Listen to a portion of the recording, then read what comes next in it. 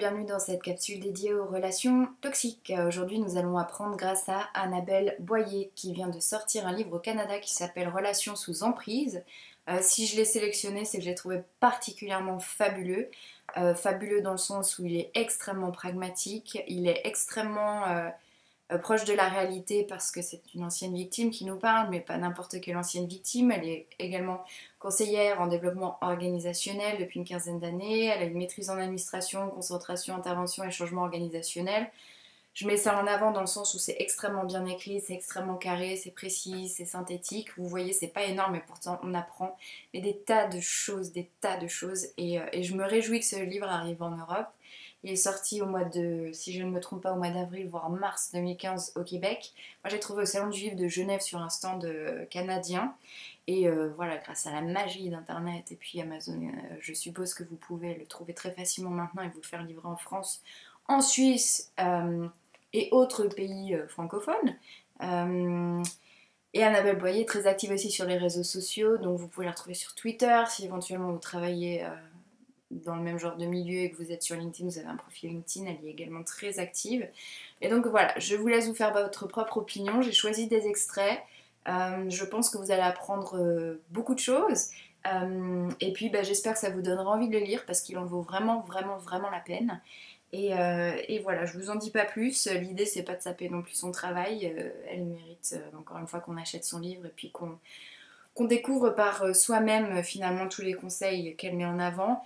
Petite chose que je dois mentionner aussi, qui à mon avis est importante pour elle, puisqu'elle a choisi des titres japonais aussi pour ses chapitres, c'est elle fait beaucoup de karaté, et donc on sent aussi dans la manière dont elle aborde les choses qu'il y a vraiment, il y a un côté extrêmement serein, extrêmement sain, extrêmement avec beaucoup de remise en question aussi par rapport à soi, c'est pas tout sur le bourreau, etc.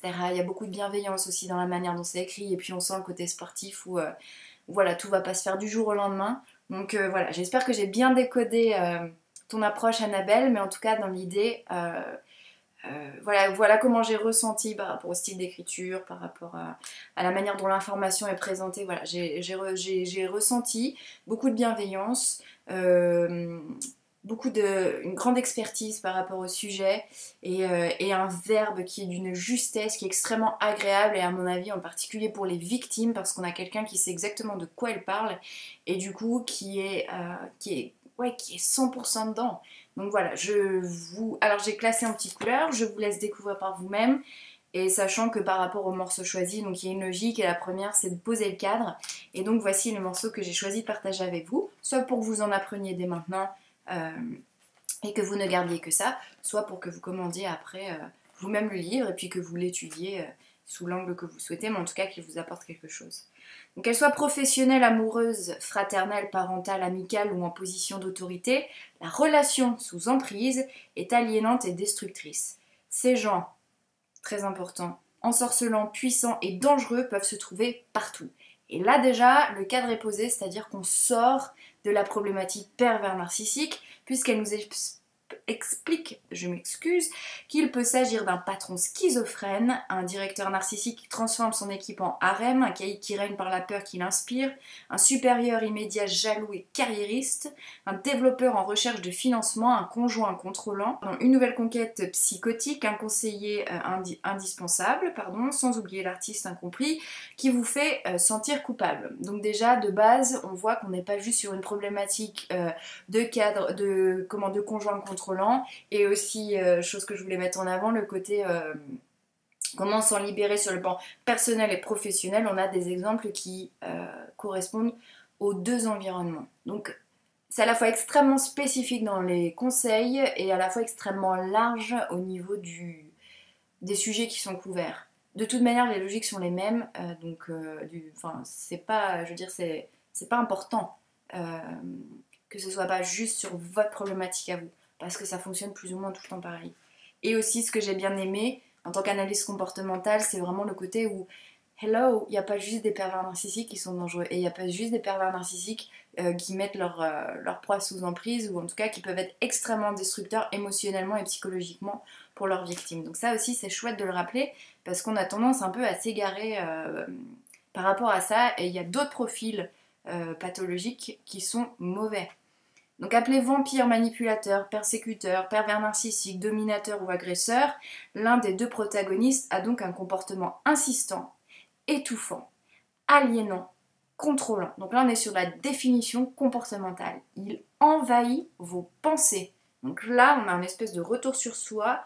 C'est aussi quelque chose que j'enseigne souvent dans mes conférences, de dire ok, votre bourreau, il y a peut-être une checklist, ok, mais vous, en soi, ce qui est important, c'est comment vous vous sentez, et finalement, le diagnostic va passer par vous, par votre état émotionnel, par vos dialogues intérieurs, et là, ce que j'apprécie aussi, c'est, voilà, tout de suite, elle nous dit, il envahit vos pensées, ah, ça passe par moi, et c'est pas juste de voir si la personne que j'ai en face, et que je soupçonne d'être mauvaise pour moi, toxique pour moi, rentre dans des petites cases, d'accord ?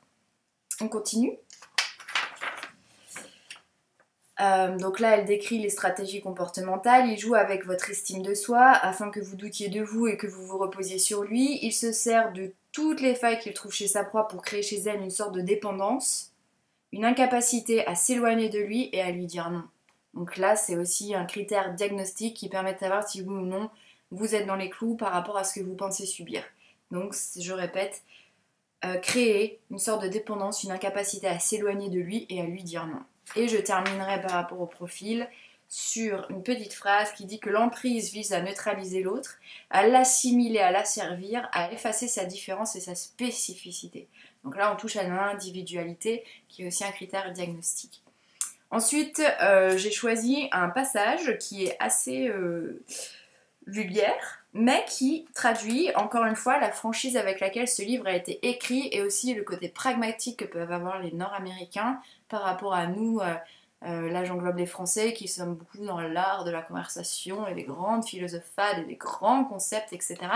Mais qui parfois manquent un tout petit peu de sens pratique. Parce que, ok, d'établir un profil c'est une chose, de comprendre un peu comment ça marche c'est une chose, oui, mais après on en fait quoi toutes ces informations? Et donc là, Annabelle partage avec nous un exemple concret d'une femme qui dit que égocentrique, immature, il était habitué à sortir avec des femmes nettement plus jeunes et non avec une maman dans la mi-trentaine en manque d'affection. Il, au pluriel, ne faisait pas l'amour, il baisait, tout simplement, parce que pour lui ça devait ressembler à un film pornographique. C'était sa référence et il ne savait pas faire autrement. Le partage émotionnel, la symbiose de deux âmes, tout cela ne l'intéressait pas. Il n'y avait pas réellement de tendresse entre eux. Il réclamait des fellations mais il était dégoûté à l'idée de la caresser. Si elle avait mal au ventre et refusait une pénétration qui aurait été douloureuse, il lui répondait qu'il n'avait qu'à changer de trou. Sa vulgarité ne la surprenait même plus. Bonjour l'empathie et la compassion. Donc là j'ai apprécié le courage d'aller raconter finalement ce qui se passe à huis clos dans la sphère intime, ce qui peut se dire et ce qui peut se passer réellement, sachant qu'à mon avis, je pense que beaucoup de victimes n'osent pas tout raconter quand elles se font aider ou quand elles commencent à réaliser ce qui se passe. Et du coup, ce livre encourage aussi à parler de choses assez crues, assez vulgaires, assez à la fois innommables, inavouables, etc. Et là, voilà, je veux dire, il est courageux de parler de baise, quoi, parce que je pense qu'effectivement, vu ce qu'elle décrit, il y a une idée très précise de l'enfer qu'a pu vivre cette femme, etc. Ouais, il n'y a pas d'autre mot, donc appelons un chat, et elle ose le faire dans son livre. Ensuite, pour rester sur le profil du bourreau, et lui, sa relation interpersonnelle avec sa victime, je continue sur 2 passages, et après je passe à autre chose qui correspond plus là, qui sera un message adressé à l'entourage. Et si vous n'agissez pas comme il le prévoit, alors l'emprisonneur vous fera connaître sa déception, son désaccord avec davantage de force et de conviction que précédemment. Il insistera pour que vous suiviez le chemin qu'il a tracé. Il reviendra à la charge pour vous convaincre encore et encore. Sa ténacité pourra vous surprendre, mais il sait que dans la plupart des cas, on a le poisson à l'usure. Il attendra que vous soyez simplement plus fatigué et que vous n'ayez plus l'énergie de vous opposer, de lui dire non. Ça se passe de commentaires. L'objectif est de créer un vide pour vous faire réagir. Donc là, elle parle d'une des stratégies que ce qu'elle appelle l'emprisonneur peut utiliser pour ramener sa victime vers lui. Donc le dénigrement et l'indifférence. Et donc là, en parlant d'indifférence, elle explique quelque chose que j'ai sélectionné parce qu'à mon sens elle le décrit très bien. L'objectif est de créer un vide pour vous faire réagir. Personne n'aime être délaissé. Quand une personne a été un centre d'intérêt fort valorisé et qu'elle tombe sous le radar, l'écart est grand, la sensation de solitude l'est tout autant. Donc ça, c'est par rapport à ce qu'est capable de faire le bourreau, ce qu'on va appeler le bourreau, à partir du moment où sa victime est mise sous emprise. Donc là, pareil, si vous vous reconnaissez, il y a de fortes chances pour que le bouquin d'Annabelle vous soit d'une grande aide. Et là, donc, je voudrais profiter de ce qu'elle a écrit pour adresser des petits messages fort sympathiques à l'entourage, à des personnes qui s'intéressent au sujet mais qui ont des préjugés, qui se sentent absolument peu ou pas concernées parce que se croyant à l'abri de tout, etc., etc. Donc là, j'ai sélectionné quelques petits passages que j'aimerais vous lire. J'insiste, l'emprisonné ne provoque pas l'emprisonneur, il n'a pas cherché ce genre de situation, il n'a pas à rayonner moins fort, à se faire moins visible, à être moins talentueux, etc. Le problème, ce n'est pas la beauté, les aptitudes, les connaissances ou les habiletés de l'emprisonné. Le problème, c'est l'envie, la jalousie, la médiocrité, la méchanceté de l'emprisonneur. D'accord ?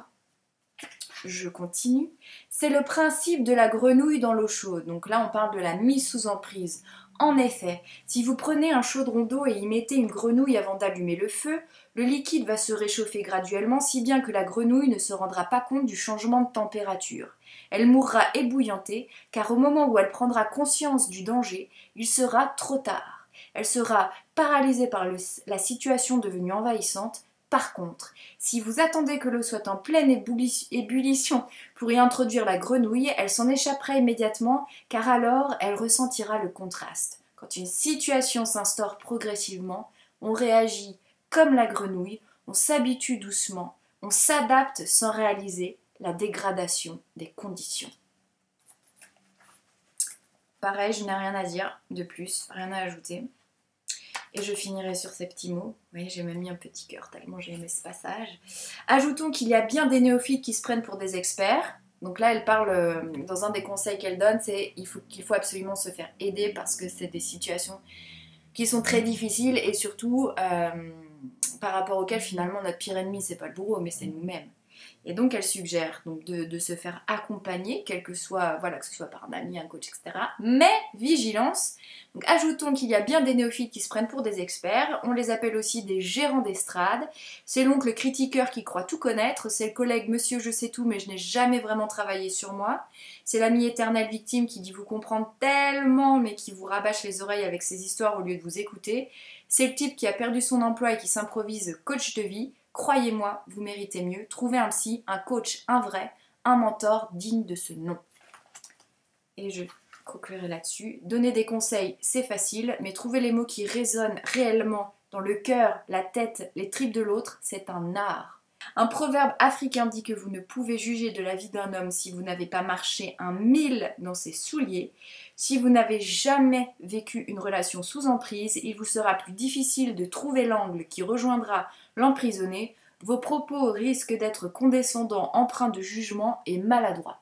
Donc là, si je peux me permettre de conclure sur ce qu'elle a essayé de faire passer, ou en tout cas ce que j'en ai compris, c'est laisser faire les pros, et vous, si vous avez besoin d'aide, allez chercher des gens qui connaissent le sujet de la maltraitance relationnelle et de, voilà, des relations d'emprise, des relations toxiques, plutôt que des généralistes. Là, pour le coup, aller chercher des vrais spécialistes.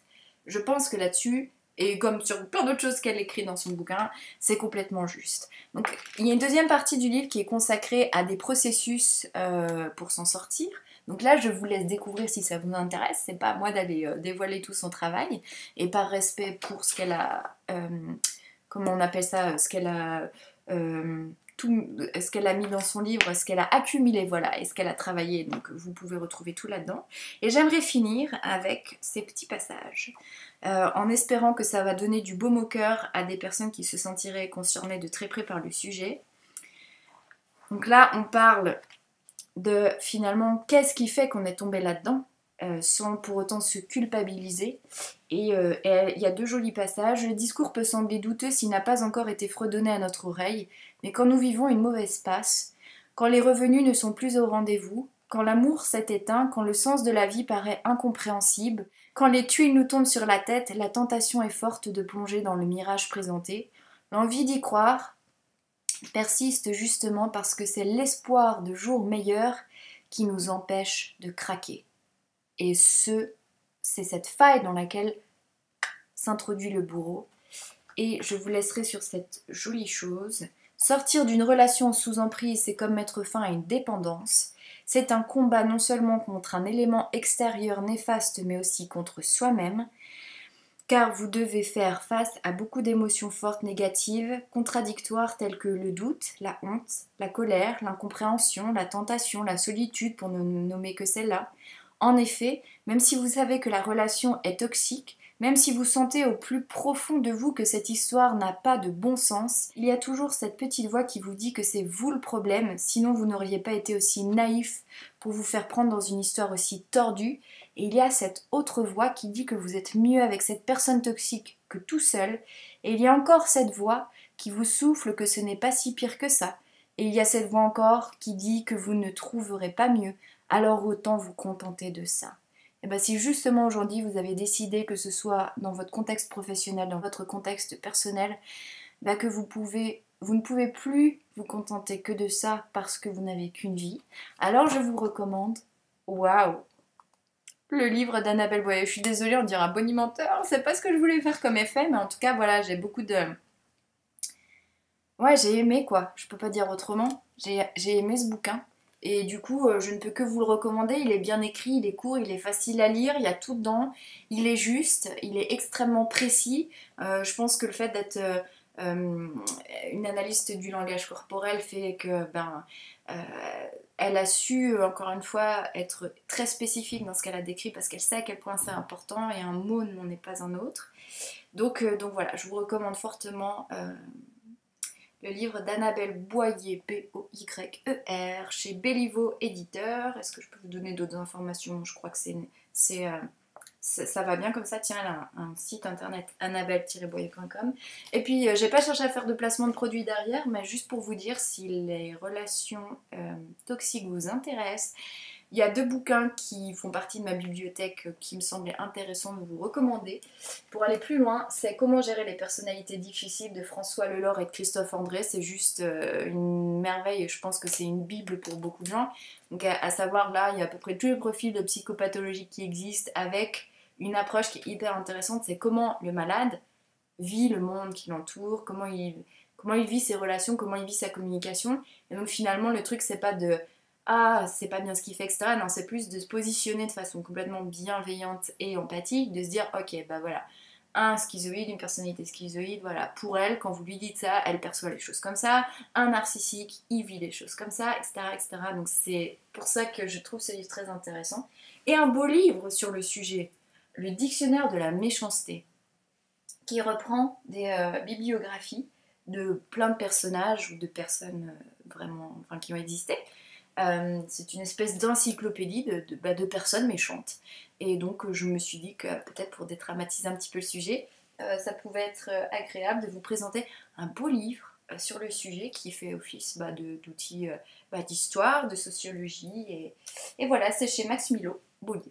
Je vous souhaite d'être heureux, c'est ça qui compte le plus, n'est-ce pas? Et je vous dis à très bientôt et peut-être un jour en vrai pendant un de mes ateliers, conférences, etc.